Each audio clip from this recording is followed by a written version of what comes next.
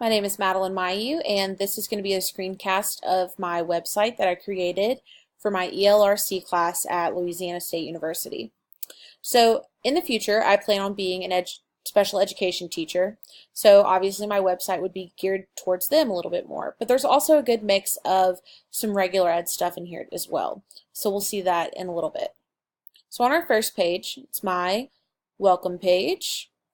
And here at the bottom, you'll see some little blurbs about what each of the tabs at the top are going to be about.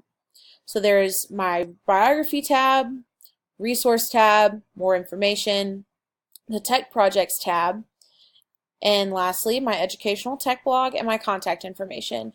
And all of these have direct links to the tabs above, so there are multiple ways to get where you need to go.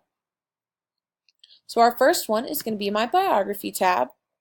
And it's got this current picture of me, and it just lets you know a little bit about myself and my future, what I hope that's going to look like, as well as my past experience that I've had with children and why I decided to become a teacher. So we've got the resources tab, and it's got a good mix of stuff for parents and children. I really liked the Story Online website right here. That I specifically chose for my special education students, especially those of which have trouble reading. It's a great website that reads the story to your child while animating the book for them. And a lot of the people that they use are, well-known names, but for them it might be well-known voices who might voice their favorite characters in their favorite animated movie. So I thought that could be especially useful for children. So then we've got our more information tab, and you'll see that I have it split up into some more gaming websites for my students, and then some different websites that can be pretty helpful for parents. And then I found this great TED Talk about reimagining disability and inclusive education. So that's something that the parents could watch if they would like. We've got our multiple tech projects. First, we've got our digital story. And I chose to do mine on the biography of Walt Disney because your children are going to know the last name Disney, but they might not know the man behind the name. So I thought it'd be pretty interesting for them to hear about his professional and personal life.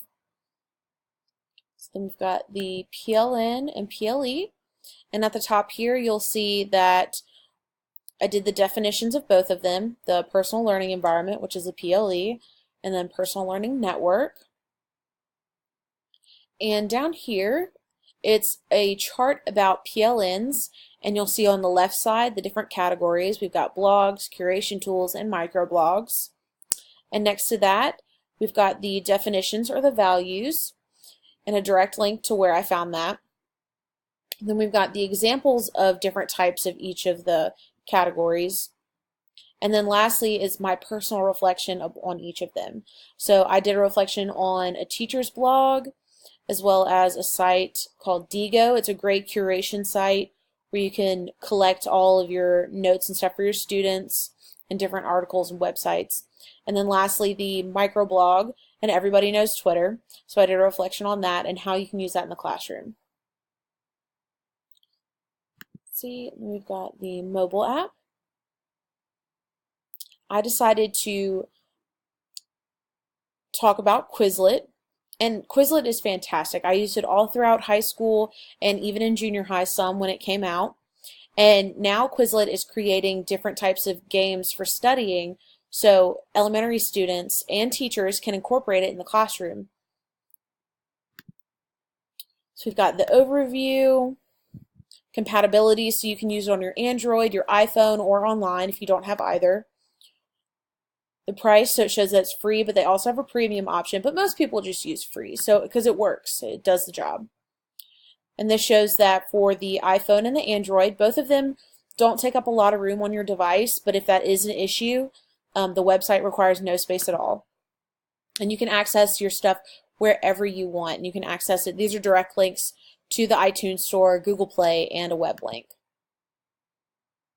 And this just talks about classroom uses for the students as well as the teachers. And you can see there are lots and lots of benefits to using Quizlet in the classroom. And there are very few challenges. And those challenges are easy to fix as well. And here's a little quick tutorial about how to use Quizlet, but that's something that I would go over with my students to make sure that they could use this tool to as good as possible. And then at the bottom we've got TechBlog and my contact info, but the great thing about this is that it's at the bottom of every page. So no matter what, you'd be able to access this. See, it's even on the home page.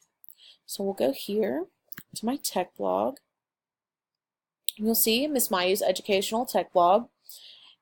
If you go to the bottom, this was my first post. And this is just another, about me. But this one talks about how technology affected me in the classroom and how I think it could be used in my classroom in the future. And then the second one is about how to use a wiki in the classroom.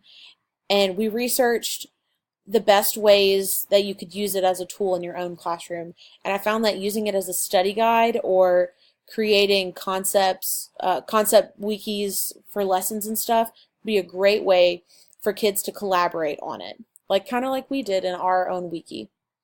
And then lastly, if we go back to the website, you'll see my contact information. If you click that link, it'll pull up your email and it'll give you my email and you can contact me. That could be used for parents or even anybody who had a question for me.